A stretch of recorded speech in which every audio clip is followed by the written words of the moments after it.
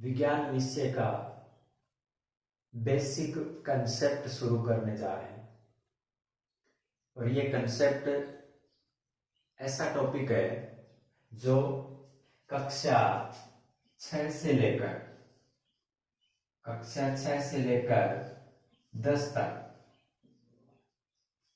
प्रत्येक क्लास के लिए एक समान रूप से काम की चीज है। अब इस टॉपिक के अंदर अपने को क्या करना है, क्या क्या चीज समझनी है, उसके लिए मैंने कुछ बातें बोर्ड पे लिख रखी है।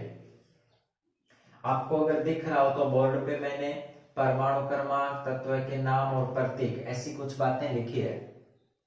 और इस चीज के बारे में हम 6ठी क्लास से पढ़ना शुरू कर देते हैं।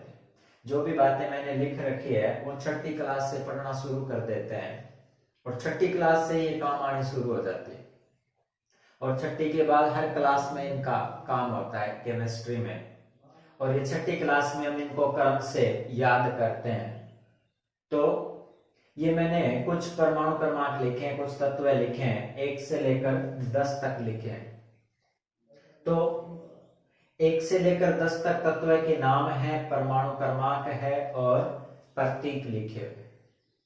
ठीक है, तो अब अपना कंसेप्ट शुरू कहां से करेंगे। अब केमिस्ट्री का सबसे इंपॉर्टेंट पार्ट, और उसको क्या बोलते हैं, परमाणु बोलते हैं। तो परमाणु के बारे में हम कुछ बातें जो जाननी चाहिए कि परमाणु पदार्थ का छोटे से छोटा कण है जिसका विभाजन न किया जा सके, उसे क्या बोलते हैं, परमाणु बोलते हैं। अब मैं परमाणु के बारे में और ज्यादा नहीं बता करके सीधा कंसेप्ट पे आता हूं, और वो है परमाणु संरचना। यहां से हम अपना कंसेप्ट शुरू करते हैं। कंसेप्ट का नाम क्या है, परमाणु संरचना। तो परमाणु संरचना हम क्यों बनाते हैं, परमाणु संरचना से क्या लाभ होता है, परमाणु संरचना कहाँ काम आती है, और अगर हम ये सीख जाएंगे तो कहाँ कहाँ फायदा होगा, वो चीजें सारी आपको अपने आप महसूस होने लग जाएगी कि ये चीजें अगर अपने को आती है तो ये हम आगे पार्ट कर पाएंगे, विज्ञान में केमिस्ट्री का पार्ट कर पाएंगे। केमिस्ट्री तभी इंटरेस्टिंग हो पाएगी जब अपने को ये कुछ बेसिक टॉपिक आते हैं, नहीं तो केमिस्ट्री पार्ट के अंदर हमें कुछ भी समझ में नहीं आएगा। तो हम कंसेप्ट शुरू करते हैं, और कंसेप्ट का नाम है परमाणु संरचना। तो ये तो हम जानते हैं कि परमाणु के अंदर 3 कण होते हैं। परमाणु के ऐसे बोल सकते हैं 3 भाग होते हैं, और हम जानते हैं सारे 6ठी क्लास से पढ़ना शुरू कर देते हैं। और पहले भाग का नाम होता है प्रोटॉन, दूसरा होता है न्यूट्रॉन, और तीसरा होता है इलेक्ट्रॉन। ये तीनों वर्ड हम 6ठी क्लास से पढ़ना शुरू कर देते हैं। अब ये तीनों चीजें परमाणु के अंदर कहां स्थित होती हैं, कौन से भाग में स्थित होती हैं, कैसे काम करती हैं, इनकी संख्या कैसे निकालेंगे, इनकी संख्या निकाल लेंगे तो हमें क्या फायदा होगा, कौन सा कंसेप्ट हमें आने लग जाएगा, ये सारी चीजें करने के लिए हमें क्या पढ़ना पड़ता है, परमाणु संरचना पढ़नी पड़ती है। तो इनमें से हम कोई भी तत्व ले ले, चाहे एक तत्व लेकर के और उसकी परमाणु संरचना बना के देखते हैं कैसे बनती है। सीधा हम डायरेक्ट तत्वों पे चलते हैं। तो सबसे पहले चलो हम ले लेते हैं, एक नंबर ही ले लेते हैं, हाइड्रोजन। हाइड्रोजन तत्व की और क्या बनाते हैं, परमाणु संरचना बनाते हैं। तो हमें ये तो वहां से देखकर पता लग गया कि हाइड्रोजन का प्रतीक क्या है, H है, और हाइड्रोजन का परमाणु क्रमांक कितना है, 1 है, 1 नंबर पे आता है हाइड्रोजन। तो अब हमें इसकी परमाणु संरचना बनानी है। तो परमाणु संरचना बनाने के लिए आप क्या करोगे, एक छोटा सा कैसे गोला बनाओगे, इस गोले को बोलते हैं नाभिक। यानी परमाणु का केंद्रीय भाग, परमाणु का केंद्रीय भाग क्या कहलाएगा? नाभिक कहलाएगा। और इस नाभिक में दो कण उपस्थित होते हैं, एक मैं लिख रहा हूं P से और एक मैं लिख रहा हूं N से। P कौन है? P है, नाम से पता चल रहा है, P कौन है? प्रोटॉन है, ठीक है। N कौन है? N को हम बोलते हैं न्यूट्रॉन। ओके, तो अगर मैं ये बोलूं कि एक परमाणु के अंदर उसके बीच के भाग को क्या बोलते हैं? नाभिक बोलते हैं। और नाभिक में दो कण उपस्थित होते हैं, एक को मैं बोलूंगा प्रोटॉन और दूसरे को मैं क्या बोलूंगा? न्यूट्रॉन, ठीक है। अब इस नाभिक के चारों ओर ऐसे हम गोल संरचना बनाते हैं और इस संरचना को हम क्या बोलते हैं? इस संरचना को हम बोलते हैं क्या? कक्षक बोलते हैं, ठीक है। अब देखो, हम परमाणु संरचना किसकी बना रहे हैं? हाइड्रोजन की बना रहे हैं। हाइड्रोजन का प्रतीक क्या है? H है। हाइड्रोजन का परमाणु क्रमांक कितना है? 1 है। तो अब अपने को ये पूछे कि हाइड्रोजन में प्रोटॉन की संख्या कितनी होगी? हाइड्रोजन में प्रोटॉन की संख्या कितनी होगी? तो आपको ध्यान रखना है, जितना परमाणु क्रमांक होता है उतने ही हाइड्रोजन में प्रोटॉन होते हैं। तो परमाणु क्रमांक अगर 1 है तो प्रोटॉन भी कितने हुए? 1 हुआ, ठीक है। न्यूट्रॉन हमें एक बार बताने की जरूरत नहीं है, क्योंकि न्यूट्रॉन सारे तत्वों में अलग अलग हैं, तो उसको हम एक बार याद नहीं रखेंगे। अब उसके बाद हम अगली चीज, प्रोटॉन हमने बता दिया कहां पर है, न्यूट्रॉन परमाणु में कहां होता है ये हमने बता दिया। अब बचा कौन? इलेक्ट्रॉन बचा। यानी मैंने बोल दिया कि हाइड्रोजन में प्रोटॉन कितना है? 1 है। अब मैं आपको अगर ये बोलूं कि हाइड्रोजन में इलेक्ट्रॉन कितना होगा, तो जितना प्रोटॉन होगा उतने ही क्या होंगे? इलेक्ट्रॉन। तो अब आपको पता चला होगा कि हाइड्रोजन में इलेक्ट्रॉन की संख्या कितनी है? 1 है। हाइड्रोजन में प्रोटॉन कितने हैं? प्रोटॉन 1 है। जितना परमाणु क्रमांक होता है उतने प्रोटॉन। हाइड्रोजन में इलेक्ट्रॉन कितने हैं? 1 है। तो प्रोटॉन और इलेक्ट्रॉन और परमाणु क्रमांक तीनों चीज हमेशा बराबर होगी।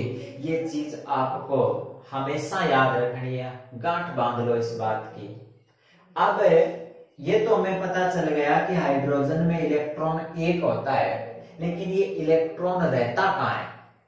इलेक्ट्रॉन का रहने का स्थान कौन सा है? तो इलेक्ट्रॉन किस में रहते हैं? कक्षक में रहते हैं। और इस नाभिक के चारों ओर क्या करते रहते हैं? चक्कर लगाते हैं। तो ये इलेक्ट्रॉन मैं कहां भरूंगा? यहां भरूंगा।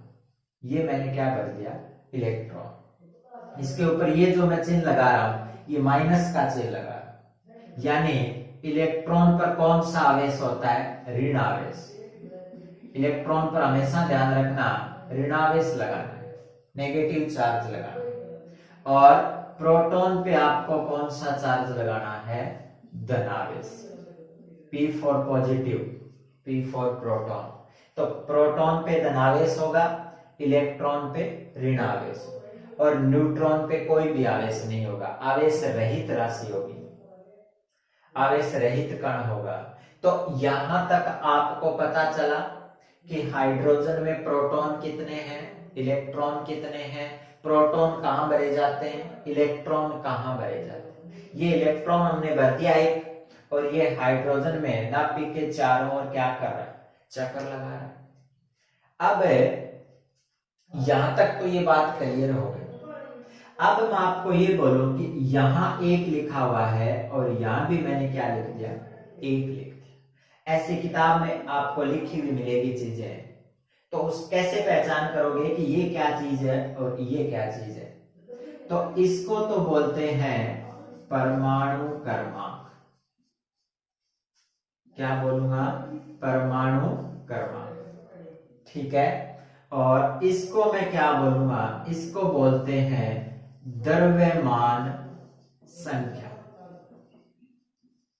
क्या बोलूंगा मैं इसको, द्रव्यमान संख्या। अब आप सोच रहे होंगे कि ये द्रव्यमान संख्या क्या काम की है, क्या काम आएगी, क्या फायदा होगा इससे, हमें क्या पता चलेगा। तो एक मैं सूत्र लिख रहा हूं और आपको अपने आप महसूस हो जाएगा कि ये सूत्र कितना काम का है। मैंने लिखा द्रव्यमान संख्या, द्रव्यमान संख्या बराबर प्रोटॉन प्लस न्यूट्रॉन। ये लिखा द्रव्यमान संख्या बराबर प्रोटॉन प्लस न्यूट्रॉन। द्रव्यमान संख्या को हम ए से प्रदर्शित करते हैं, प्रोटॉन को पी से और न्यूट्रॉन को एन से। तो ए बराबर क्या हुआ, पी प्लस एन। अब इससे हमें क्या फायदा होगा, देखो द्रव्यमान संख्या हाइड्रोजन की दे रखी है कितनी, एक, बराबर प्रोटॉन हाइड्रोजन का हमें पता है कितना, एक। अब देखो आपको दिख रहा है क्या, न्यूट्रॉन की संख्या हम इससे निकाल सकते हैं, द्रव्यमान संख्या से हम न्यूट्रॉन की संख्या पता कर सकते हैं। तो न्यूट्रॉन कैसे निकालेंगे, n बराबर, ये एक उधर ले जाएंगे पक्षांतरण करके, तो एक माइनस एक, n बराबर कितना आ गया, 0 आ गया। यानी हाइड्रोजन में न्यूट्रॉन की संख्या कितनी होती है, 0। तो इस प्रकार से एक परमाणु संरचना से हम बहुत सारी बातें सीख सकते हैं, प्रोटॉन के बारे में, इलेक्ट्रॉन के बारे में, न्यूट्रॉन के बारे में, द्रव्यमान संख्या के बारे में। ये सारी बातें हमें किससे पता चलती है, परमाणु संरचना से पता चलती है। ठीक है, अब कुछ बातें और समझो। कई बार क्या होता है, ऐसे लिखा होता है, मैंने ऐसे लिख दिया हाइड्रोजन और मैंने लगा दिया +1, ये बात मैंने लिख दी। ठीक है, हाइड्रोजन के ऊपर मैंने +1 लगा दिया। अब आपको कोई पूछ ले कि यहां इस स्पीसीज में, इस हाइड्रोजन में इलेक्ट्रॉन कितने हैं और इस स्पीसीज में प्रोटॉन कितने हैं और इस स्पीसीज में, इस हाइड्रोजन में न्यूट्रॉन कितने हैं, इस बात का हमें पता लगा। तो अब ध्यान रखना, ये बात आप कन्फर्म कर लो कि ऊपर अगर धनावेश लगाया हुआ है, प्लस का चिन्ह लगाया हुआ है, इसका मतलब इलेक्ट्रॉन बाहर निकल गया। जो भी तत्व दिया गया है, जो भी परमाणु हमें दिया गया है, उसमें से इलेक्ट्रॉन बाहर निकल गया। कब, जब क्या लगाया हुआ हो, यहां प्लस लगाया। ओके, और अगर यहां माइनस होता तो इसका क्या मतलब होता कि इलेक्ट्रॉन परमाणु के अंदर आ रहा है। जितनी भी संख्या वहां लिखी हुई होती है उतने अपने को इलेक्ट्रॉन मानने। अब यहां क्या लिखा हुआ, +1 लिखा हुआ है, इसका मतलब एक इलेक्ट्रॉन परमाणु से बाहर चला गया, एक इलेक्ट्रॉन की कमी हो गई, हाइड्रोजन में एक इलेक्ट्रॉन कम हो गया। तो अब देखो हाइड्रोजन में इलेक्ट्रॉन होते कितने हैं, एक होते हैं, और एक आपने +1 लिख लिया, इसका मतलब एक बाहर निकाल दिया, ये इलेक्ट्रॉन बाहर चला गया। तो बाहर चला गया तो अब पीछे इलेक्ट्रॉन हाइड्रोजन में बचे कितने बताओ, अरे हाइड्रोजन में इलेक्ट्रॉन कितने बचे, 0 बचा। ठीक है, ये बात क्लियर हो रही। अब उसके बाद अपने को पूछ रहा है कि प्रोटॉन कितने होंगे, तो प्रोटॉन पे तो कोई इफेक्ट ही नहीं पड़ा, कोई प्रभाव नहीं पड़ा प्रोटॉन पे, प्रोटॉन तो सागी है, जितने हैं उतने। तो यहाँ प्रोटॉन कितने लिखे हुए अपने, 1, तो प्रोटॉन तो वही रहे, प्रोटॉन कितने हो गए, 1। ठीक है, अब बात आई किसकी, न्यूट्रॉन की। तो इलेक्ट्रॉन को निकालने से न्यूट्रॉन पर भी कोई फर्क नहीं पड़ा, न्यूट्रॉन की संख्या भी सेम है। तो n का मान, न्यूट्रॉन का मान भी कितना होगा, 0। पहले 0 था, अब भी 0 रहेगा। प्रोटॉन पहले 1 था, अब भी 1 रहेगा। लेकिन फर्क क्या पड़ा, इलेक्ट्रॉन पहले 1 था, अब कितना हो गया, 0 हो गया। क्यों, क्योंकि यहाँ प्लस लिखा हुआ, +1 लिखा हुआ, +1 का मतलब एक इलेक्ट्रॉन बाहर चला गया। तो ये कंसेप्ट हमें केमिस्ट्री में बार बार काम आएगा। जब हम रिएक्शन पढ़ेंगे, अभिक्रियाएं पढ़ेंगे, तो वहां बार बार काम आएगा। हमें पता होना चाहिए कि ऊपर जितना चार्ज, जितना आवेश लगाया हुआ है उसका मतलब क्या है, नहीं तो हमें अभिक्रियाएं समझ में नहीं आएगी। ठीक है, तो ये तो मैंने उदाहरण दिया था हाइड्रोजन का। अब मैं एक उदाहरण और ले रहा हूं, ध्यान से समझना है। ये कंसेप्ट बहुत ही इंपॉर्टेंट है, केमिस्ट्री का बेसिक कंसेप्ट है और हमें सारों को आना चाहिए। बच्चों का कंसेप्ट है ये और बच्चों को आना चाहिए। ठीक है, अब अगला तत्व हम लेते हैं। इनमें से कोई एक तत्व ले लो। इनको अपने को जिसको नहीं आता वो कर्म से याद करेगा। कर्म से याद करने, 1 नंबर पे हाइड्रोजन आता है, 2 नंबर पे हीलियम आता है, 3 नंबर पे लिथियम, ऐसे क्रम से याद करने हैं। तो हम बात लिथियम की ले लेते हैं। 3 नंबर पे लिथियम का प्रतीक क्या है? Li। तत्व हमने कौन सा लिया? लिथियम लिया। लिथियम का प्रतीक क्या है? Li। लिथियम कितने नंबर पर आता है? 3 नंबर पर। ये बातें वहां से हमें क्लियर हो रही है। लिथियम का प्रतीक हमें पता है, लिथियम का परमाणु क्रमांक हमें पता है, बाकी और हमें पता करने की जरूरत नहीं, अपने आप पता चल जाएगा। तो अब हम लिथियम की परमाणु संरचना बनाते हैं। ठीक है, तो सबसे पहले हमें पता होना चाहिए कि लिथियम में प्रोटॉन कितने हैं। तो मैं बार बार बता रहा हूं कि जितना परमाणु क्रमांक होगा उतने ही प्रोटॉन होंगे। लिथियम का परमाणु क्रमांक कितना है? 3 है। तो प्रोटॉन कितने हुए? 3। अब मैं बात करूं इलेक्ट्रॉन की, तो इलेक्ट्रॉन कितने होंगे? अभी बताया था मैंने, जितना परमाणु क्रमांक, जितना प्रोटॉन, उतने क्या होंगे? इलेक्ट्रॉन। तो परमाणु क्रमांक, प्रोटॉन और इलेक्ट्रॉन तीनों चीज बराबर है। तो ये चीज हमें पता चल गई। अब परमाणु संरचना बनाते हैं। तो मैंने अभी बताया था, सबसे पहले एक छोटा सा गोला बनाओ और इस गोले को क्या बोलूंगा मैं? नाभिक बोलूंगा। क्या बोलेंगे? नाभिक। और नाभिक में कौन कौन होगा? प्रोटॉन होगा और न्यूट्रॉन होगा। ये दोनों चीजें होंगी, अभी हम बात करके आए। तो लिथियम में प्रोटॉन कितने लिए हमने? 3 है लिथियम में प्रोटॉन। अब इस नाभिक के चारों ओर क्या बना रहे? कक्षक बना रहे। तो अब पहले ये पता करो कि कक्षक में हमें इलेक्ट्रॉन भरने हैं और लिथियम के पास इलेक्ट्रॉन है कितने? 3 है। ये पहला कक्षक है और पहले कक्षक में आपको अधिकतम कितने इलेक्ट्रॉन भरने हैं? 2 भरने। ठीक है, टोटल इलेक्ट्रॉन कितने हैं? 3। और पहले कक्षक में ज्यादा से ज्यादा आप कितने इलेक्ट्रॉन भर सकते हो? 2 इलेक्ट्रॉन भर सकते हो। तो मैं 2 इलेक्ट्रॉन भर देता हूं, 1 और 2। अब अपने को 2 इलेक्ट्रॉन भर दिए, इलेक्ट्रॉन टोटल 3 है, 1 इलेक्ट्रॉन बाकी रह गया। तो अब आपको क्या करना है? एक कक्षक और बनाना पड़ेगा। इस कक्षक में जो बचे हुए इलेक्ट्रॉन है, ज्यादा से ज्यादा हम कितने भर सकते हैं? 8 भर सकते हैं। तो बचा हुआ कितना है अपने पास? 1 बचा हुआ है। तो वो इलेक्ट्रॉन 1 यहां लिख दो, कहीं लिख दो जी, इस पूरे कक्षक में एक जगह लिख दो, कहीं लिख दो जी। तो गिन दो तो टोटल कितने इलेक्ट्रॉन हो गए? 1, 2 और 3 इलेक्ट्रॉन। और अपने को 3 ही भरने थे, लिथियम में टोटल इलेक्ट्रॉन 3 ही थे। तो ये परमाणु संरचना बन गई किसकी? लिथियम की बन गई। अब कुछ बातें और हम इसके साथ पढ़ लेते हैं। अब हम एक कंसेप्ट और पढ़ते हैं इसके साथ। अब हम सीखते हैं संयोजकता निकालते। ये कंसेप्ट भी बहुत ही शानदार कंसेप्ट है, ये कंसेप्ट आना हमें जरूरी है। इसको क्या बोलेंगे? संयोजकता निकालना, यानी लिथियम की संयोजकता कितनी होगी और कैसे निकालें। ठीक है, तो आपको संयोजकता निकालने के लिए हमेशा ध्यान रखना, कोई भी तत्व हो, संयोजकता निकालने के लिए अंतिम कोष में जाना। ये सीधा जुगाड़ तरीका बता रहा हूं मैं।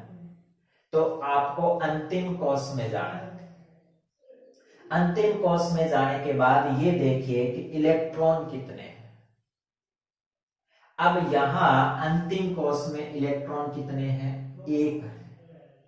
और टोटल अगर इस कक्षक को पूरा भरूं तो इलेक्ट्रॉन होने कितने चाहिए, 8। टोटल इलेक्ट्रॉन कितने होने चाहिए, 8। भरे हुए कितने हैं, 1। अब सोचो कमी कितने की है, 7 की। तो आप या तो 7 इलेक्ट्रॉन इसके अंदर भेजो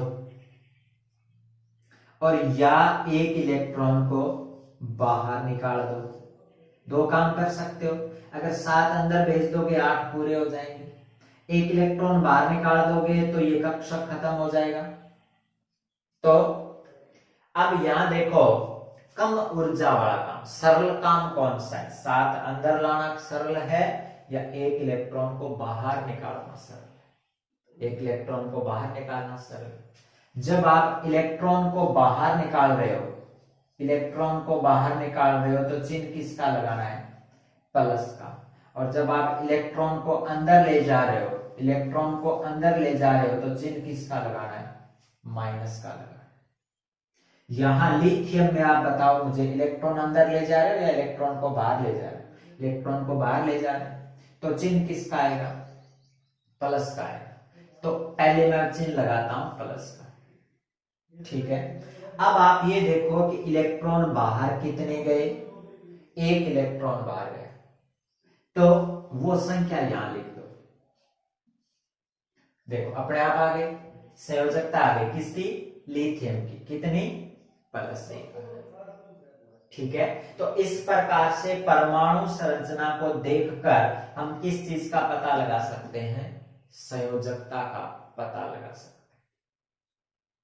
अब वही एक कंसेप्ट जो अभी हमने पढ़ा है, मैंने ये लिख दिया, मान लो Li+1, ये लिखा मैंने, लिखा। अब आपको इसमें बताना है इलेक्ट्रॉन कितने होंगे, प्रोटॉन कितने होंगे, ये चीज हमें बतानी। तो प्लस का चिन्ह लगाया हुआ दिख रहा है आपको, प्लस का मतलब क्या हुआ, इलेक्ट्रॉन बाहर गए हैं।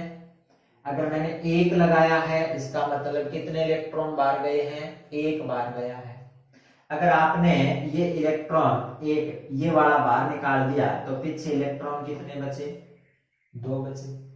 अरे इलेक्ट्रॉन लिथियम के पास टोटल कितने हैं, 3 हैं, 1 बाहर निकाल दिया, पीछे कितने बचे, 2।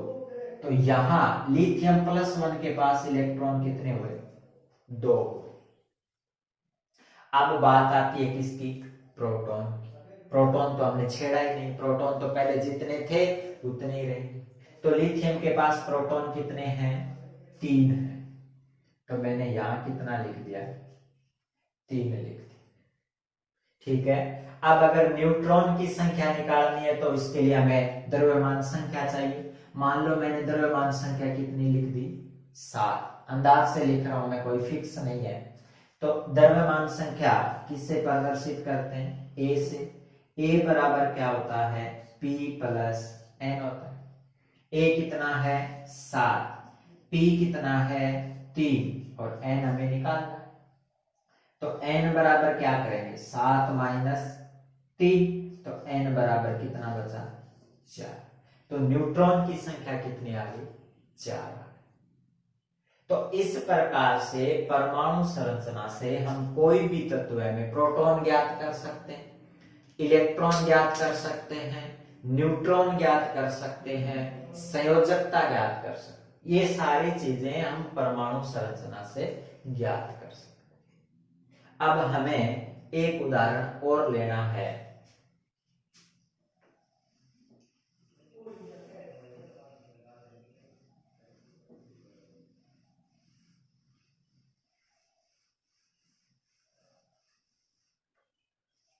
एक उदाहरण मैंने ले लिया, 8 नंबर पे कौन है, ऑक्सीजन।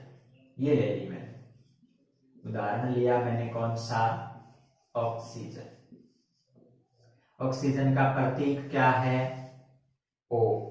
कितने नंबर पर आता है, 8 नंबर। ठीक है। इतनी बातें हमें वहां से देखकर पता कर रहे हैं। और ये चीज आपको मैं फिर बोल रहा हूं, ये सारी चीज आपको याद करनी है। क्रम वाइज ये तत्व के नाम और प्रत्येक परमाणु क्रमांक क्रम वाइज याद करने हैं, तभी ये चीजें आप कर पाओगे, समझ पाओगे, आगे कर पाओगे। तो ऑक्सीजन का परमाणु क्रमांक कितना है? 8 है। तो वही अब हम शुरू करते हैं। ऑक्सीजन में प्रोटॉन, प्रोटॉन बताओ कितने होंगे? जितना परमाणु क्रमांक है उतने प्रोटॉन होंगे। और ऑक्सीजन में इलेक्ट्रॉन बताओ कितने होंगे? जितने प्रोटॉन है उतने इलेक्ट्रॉन होंगे। तो ये चीज हमने पता कर ली। अब इसकी परमाणु संरचना बनाते हैं। वही सबसे पहले एक छोटा सा गोला बना ले, इसको हम क्या बोलेंगे? नाभिक बोलेंगे। नाभिक में कौन कौन होगा? प्रोटॉन और न्यूट्रॉन। ऑक्सीजन की परमाणु संरचना बना रहे हैं। ऑक्सीजन में प्रोटॉन कितने होंगे बताओ मुझे? 8 होंगे। अरे अभी हमने लिखा है ऑक्सीजन में प्रोटॉन कितने होंगे? 8। कैसे पता चला? ऑक्सीजन का परमाणु क्रमांक कितना है? 8। जितने प्रोटॉन उतना परमाणु क्रमांक। तो प्रोटॉन 8 हो गए। अब इलेक्ट्रॉन कितने हैं? 8। इलेक्ट्रॉन हम भरेंगे कहाँ? कक्षक में। पहले कक्षक में कितने इलेक्ट्रॉन भरेंगे? ज्यादा से ज्यादा 2। ये लो मैंने 2 इलेक्ट्रॉन भर दिए। अब पीछे कितने बचे? टोटल इलेक्ट्रॉन कितने? कुल इलेक्ट्रॉन कितने? 8। 2 हमने भर दिए, पीछे कितने बचे? 6। तो एक कक्षक और बनाए। इसमें ज्यादा से ज्यादा कितने इलेक्ट्रॉन भर सकते हैं? 8। लेकिन हमारे पास कितने बचे ऑक्सीजन के लिए? 2 भर चुके। ये रो पीछे कितने बचे? 6। तो 6 इसमें भर देते हैं। 1 2 3 4 5 और 6। अब गिन दो, टोटल 8 होना चाहिए। 1 2 3 4 5 6 7 और 8। टोटल इलेक्ट्रॉन कितने हो गए? 8। ये परमाणु संरचना बन गई किसकी? ऑक्सीजन की।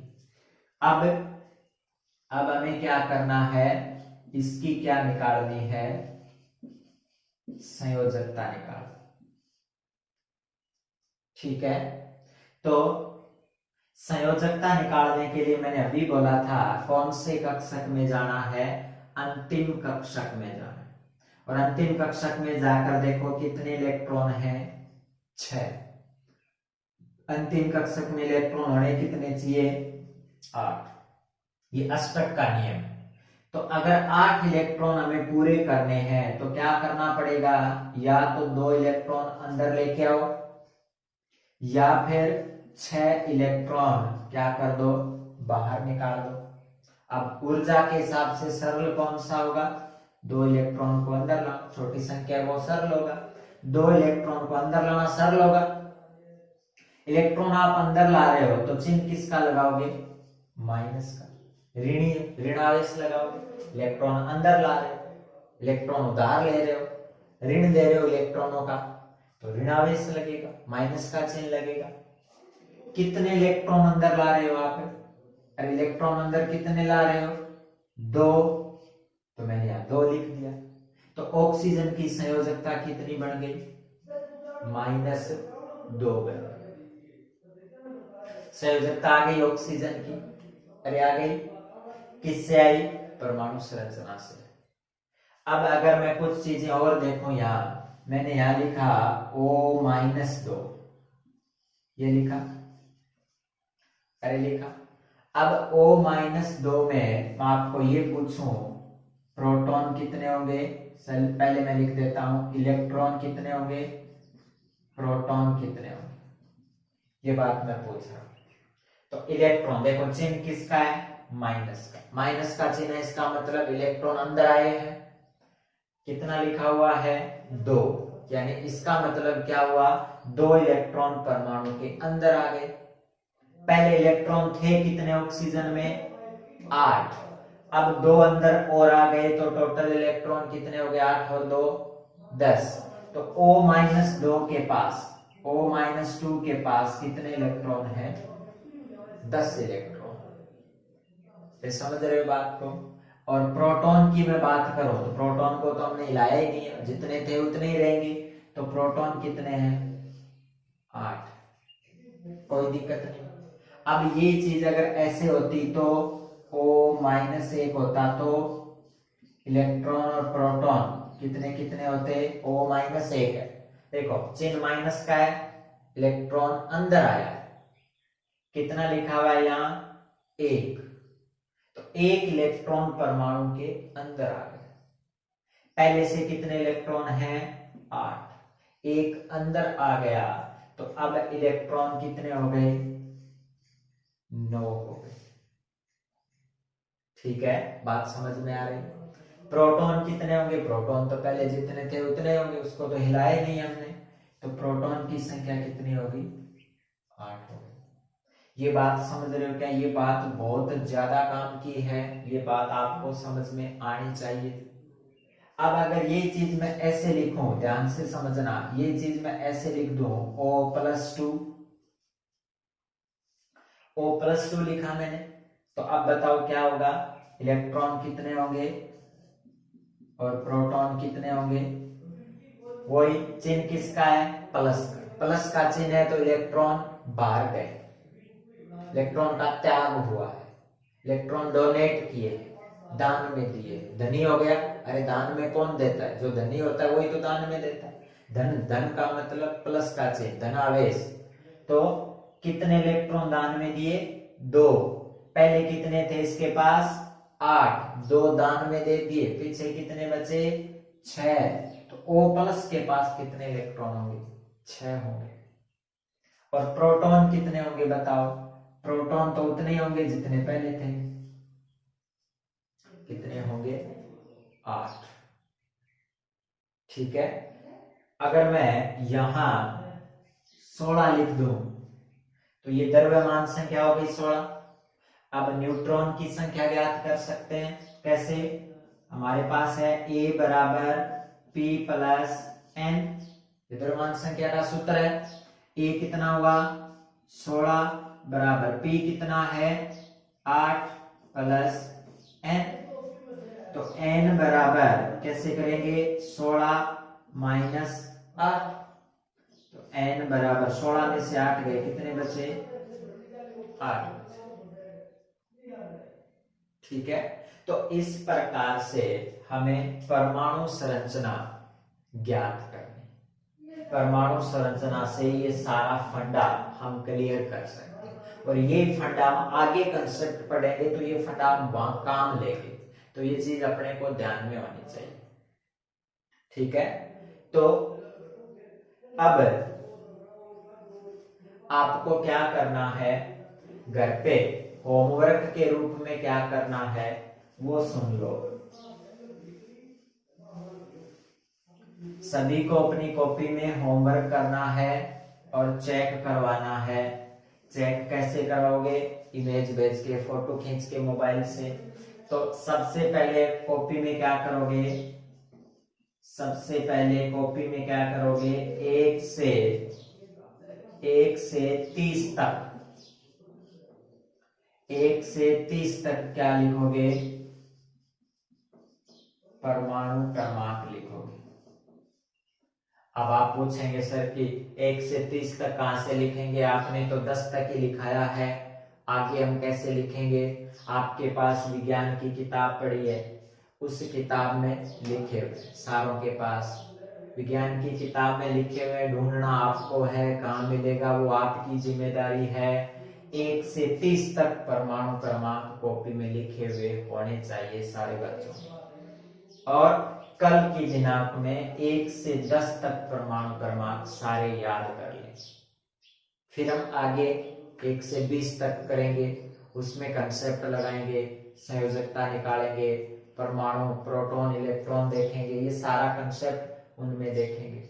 तो कल आपको क्या करना है, 1 से 30 तक परमाणु क्रमांक लिखने हैं, किसमें, कॉपी। ओके।